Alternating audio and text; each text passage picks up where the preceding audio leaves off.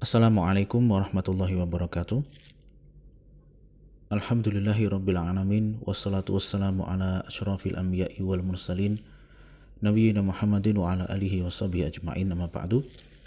Ikhwatal Islam, rahimani wa rahimakumullah. Kita lanjutkan kembali pelajaran bahasa Arab dasar kita menggunakan kitab Al-Muyassar fi Ilmi Nahwi karya Ustadz Aceng Zakaria hafizahullah ta'ala.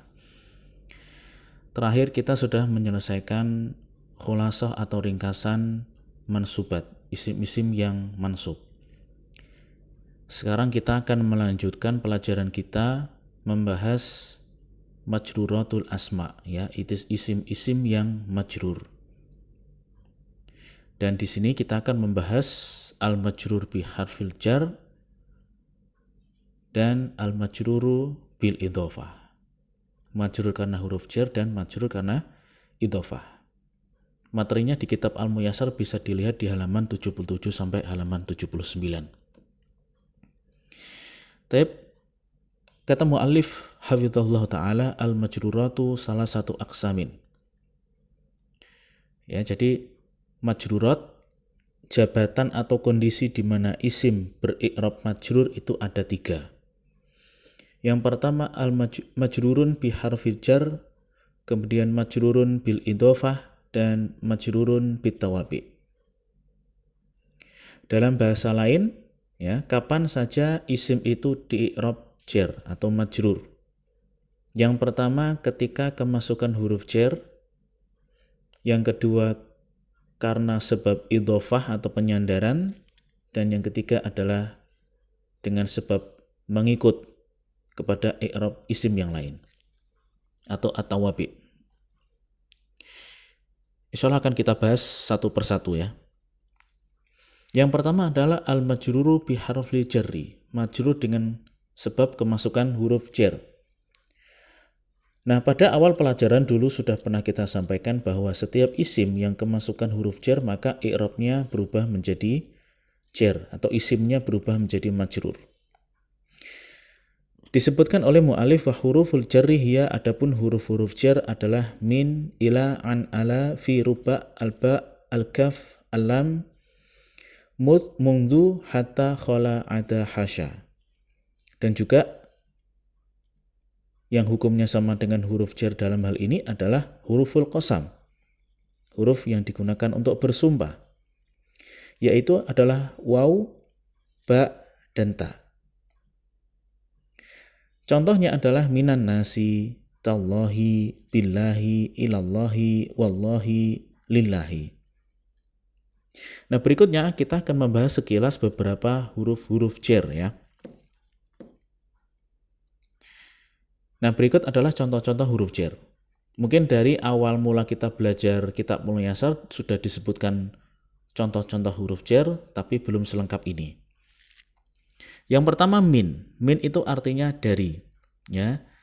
Dari keterangan kita bisa lihat bisa bermakna asal atau bagian atau penjelas, ya. Nah, ini nanti insya Allah untuk keterangan ini akan bisa kita dapati secara lebih jelas ketika kita praktek baca kitab, ya. Kemudian ila itu bermakna ke, ya, menunjukkan hingga akhir atau batas sebelum akhir. An itu artinya dari, menunjukkan makna melewati atau melampaui. Ala itu bermakna di atas, ya. Fi bisa di dalam, bisa pula di atas. Yang keterangan ini menunjukkan keterangan tempat. Ruba itu bisa bermakna sedikit atau bisa bermakna banyak, ya. Dan hanya bisa masuk ke dalam isim nakirah. Bi artinya dengan, ya. Ingat ini bi ini bukan huruf qasam tapi bi yang berarti dengan. Bisa menunjukkan makna alat atau keterangan tempat, ya, misalkan bil Madinah, di kota, ya. Atau menunjukkan alat, misalnya katab tu bil kolam, aku menulis dengan menggunakan pena. Atau bisa menunjukkan makna ganti atau tukar. Kemudian ka, ya, itu artinya seperti. Maknanya adalah penyerupaan. Kemudian li itu artinya untuk atau kepunyaan, ya, menunjukkan bisa makna milik, hak atau tujuan. Mud dan mundu ini artinya sejak. Ya, ini yang dibandingkan dari awal sebelumnya waktu disebutkan huruf-huruf jar belum ada. Mud dan mundu. Kemudian hatta ini artinya sehingga, menunjukkan tujuan akhir. Kemudian khala'ata dan hasya ini sebelumnya juga sudah pernah disinggung, ada dua i'rab mustasna setelah khala'ata dan hasya, boleh nasab boleh pula jar. Kalau seandainya dia majrur mustasna dengan menggunakan khala'ata hasya, maka khala'ata hasya ini dianggap sebagai huruf jar. Dan kemudian di sini ada juga huruf qasam ya, bi, ta dan wa. Demi Allah misalkan bisa wallahi, bisa tallahi, bisa billahi. Semuanya artinya demi. Dengan di sini catatan bahwasanya untuk ta ya, yang tak di sini huruf tak qasam itu hanya bisa masuk ke dalam lafadz jalalah Allah, tallahi ya. Kalau wa ini boleh digunakan untuk selain lafdzul jalalah ya, ini banyak kita jumpai di Al-Qur'an. Wal asr, wasyamsi waduhaha dan seterusnya. Ya, dengan tetap mempertimbangkan bahwasanya makhluk tidak boleh bersumpah menggunakan selain nama Allah ya. Sedangkan Allah bersumpah dengan nama makhluknya sesuai yang dia kehendaki. Tapi ini sekilas mengenai huruf-huruf jar dan makna-maknanya ya. Jadi ini insya Allah cukup mudah, tinggal kita hafalkan saja huruf-huruf jarnya. Pokoknya aturannya semua isim yang kemasukan huruf jar berubah menjadi majrur. Berikutnya adalah al-majruru bil idhofah, majrur dengan sebab idhofah.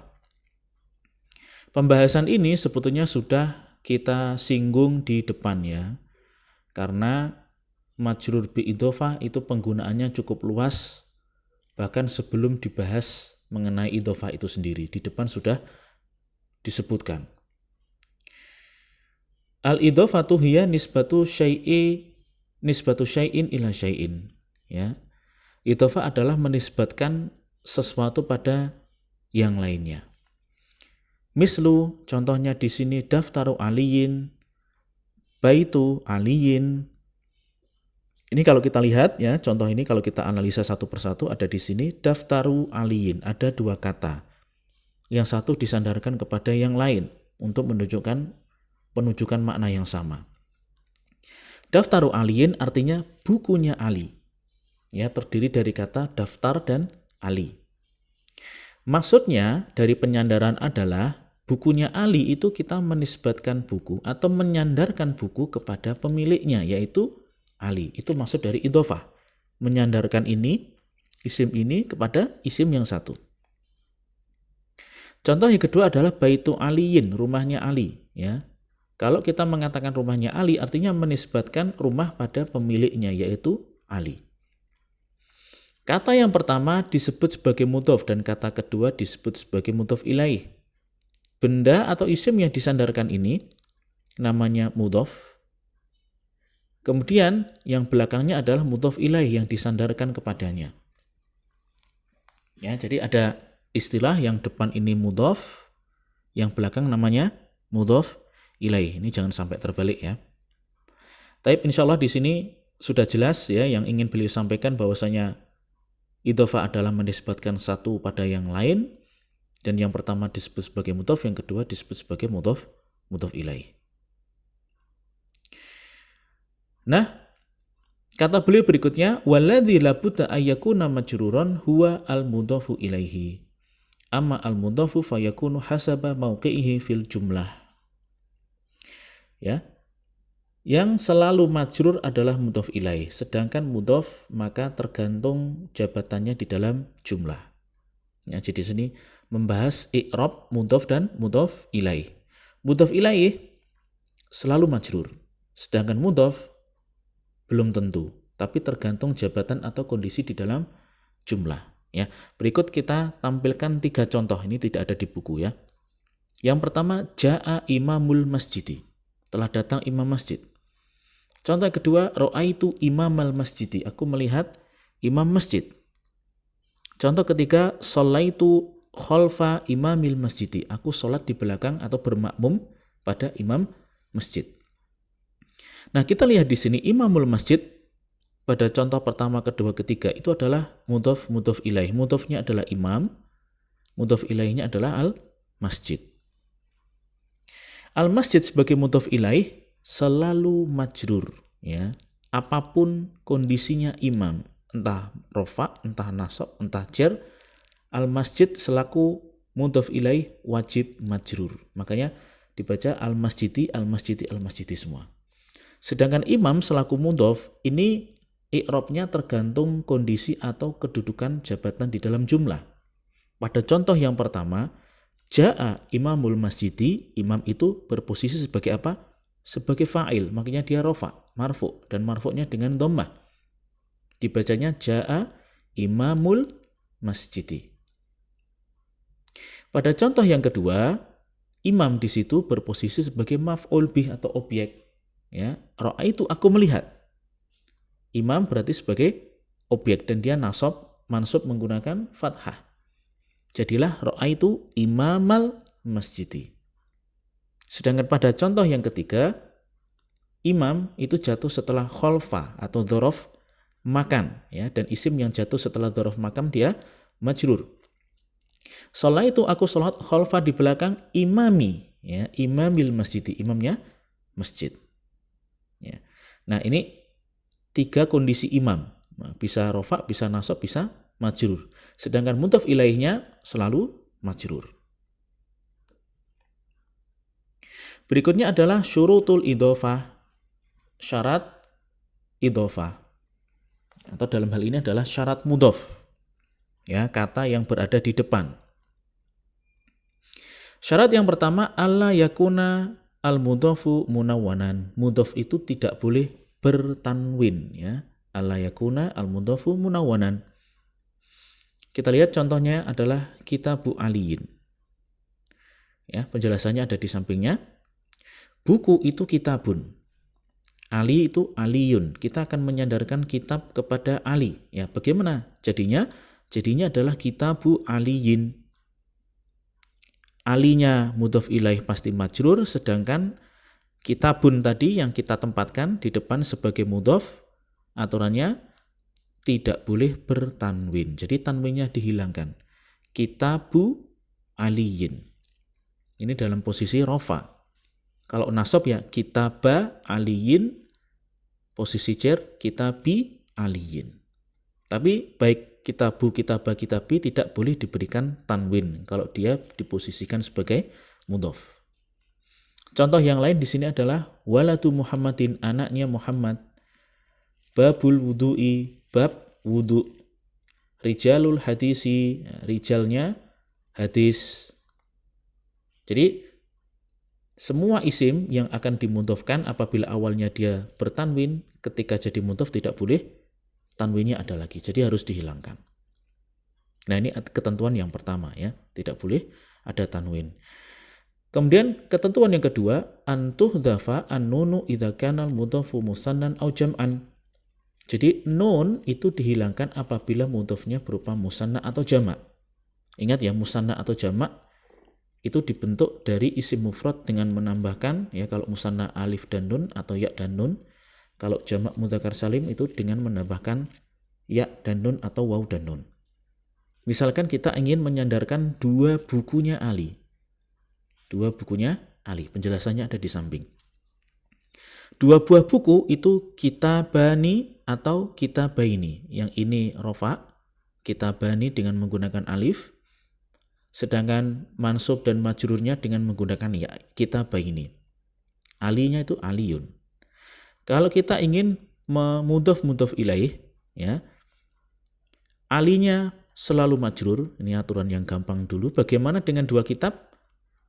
Apabila dia berupa musanna atau jamak yang berakhiran dengan nun, maka nunnya dihilangkan. Yang awalnya tadi kitabani jadilah kitaba. Awalnya kitabaini jadilah kitabai. Ya, jadi idhofah 2 kitab kepada Ali jadinya kitaba aliyin ataukah kitabai aliyin. Nah, seperti itu. Ditulis tanpa ada nun musanna. Contoh yang lain di sini yadani, ya, 2 tangan kemudian disandarkan kepada engkau. Yadaka, ya, nunnya hilang. Baitan 2 rumah disandarkan pada pemiliknya Muhammad, jadilah baita Muhammadin. Rijlani dua kaki disandarkan kepada ya mutakallim jadinya rijlaya, dua kakiku. Taib ya, insya Allah mudah. Jadi aturan kedua ini kalau mudhofnya itu berupa isim musanna atau isim jamak, nunnya dihilangkan. Sekarang kita masuk aturan yang ketiga. Antuhdhafa al-alifu wal lamu minal mudhaf. Jadi mudhaf itu tidak boleh ada alif lam atau al. Contohnya Rasulullahi. Kita lihat di sini. Rasul kalau pakai al itu ar-rasulu, lafdzul jalalah Allah, Allahu. Ya. Ketika kita ingin mengidhofahkan Rasul kepada lafdzul jalalah Allah pasti majrur. Sedangkan Rasul tadi yang menggunakan al, ketika dia diposisikan sebagai mudhaf, alnya harus hilang. Jadilah Rasulullahi, ya bukan ar-Rasulullah, salah. Yang betul Rasulullahi. Ini kondisi rofa. Kalau kondisi nasab ya Rasulullahi, kondisi majrur Rasulillahi. Tapi tiga-tiganya tidak boleh menggunakan al karena dia sebagai mudhaf. Taib. Kemudian ada satu catatan yang disampaikan oleh penulis kitab, jika terdapat dua lafadz yang keduanya bertanwin, dua-duanya alif lam atau dua-duanya ada nunnya, maka kata kedua itu bukan mudhaf ilaih tapi sifat, ya tapi sifat, ya. Sebetulnya kita pun tanpa melihat aturan ini, kalau dari sekilas pembacaan menunjukkan bahwasanya itu sifat sudah terlihat, itu sifat bukan mudhaf ilaih. Fi hadisin do'ifin, dalam sebuah hadis yang do'if, atau fil hadisi ad-do'ifi, di dalam hadis tersebut yang do'if. Nah, maka ad-do'if di sini dan do'ifin adalah sifat, karena dia sama-sama tanwin di sini pertama, dan kemudian yang di kedua sama-sama ada alnya. Nah, insya Allah nanti akan kita bahas secara lebih detail di bagian tawabi.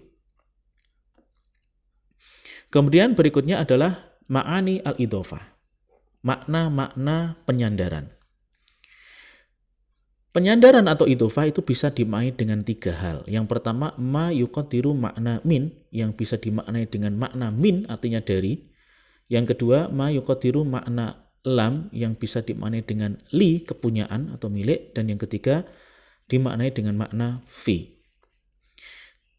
Tapi kita bahas yang pertama, yang li dulu ya. Di sini kita yang li, yang artinya milik. Inilah mayoritas makna mudhaf ilaih. Jadi mudhaf ilaih itu digunakan untuk bentuk kepemilikan. Contohnya adalah rumahnya Ali, ya. Baitu aliyin, artinya kita menyandarkan bait kepada pemiliknya, yaitu Ali. Ya, ini yang paling lazim, makna yang paling lazim dari mudhaf dan mudhaf ilaih. Yang kedua adalah maknanya min, yang berasal dari atau bahannya. Ya, min dimaknai demikian jika mudhaf ilaih merupakan jenis dari mudhaf. Jika mudhaf ilaih merupakan jenis dari mudhaf. Contohnya adalah cincin besi. Ya, cincin yang berasal dari besi. Ya, misal ini cincin besi, ya dari material besi, itu merupakan jenis dari cincin. Yang di sana ada cincin emas, ada cincin perak dan lain sebagainya. Kemudian berikutnya adalah bermakna fi. Contohnya adalah azab kubur. Ya, jika mudhaf ilaih menunjukkan tempatnya mudhaf, ya. Azab di dalam alam kubur. Nah, ini pemaknaan dari mudhaf dan mudhaf ilaih, tapi yang mayoritas digunakan adalah yang ini, milik, ya. Nah, berikutnya PR, ya. Jadi kita disuruh untuk menerjemahkan tarjim ila lughah arabiyyah, terjemahkan ke dalam bahasa Arab, ada 10 soal. Ya, ini adalah bentuk mudhaf ilaih. Dengan saya tambahkan nomor 5 dan nomor 6 ini dua ibu bapak saya, ya. Karena kalau cuma dua ibu bapak ini belum menunjukkan bentuk mudhaf ilaih. Dua saudara perempuanmu. Ya, kalau dicetakan yang lama seperti itu sudah disebutkan.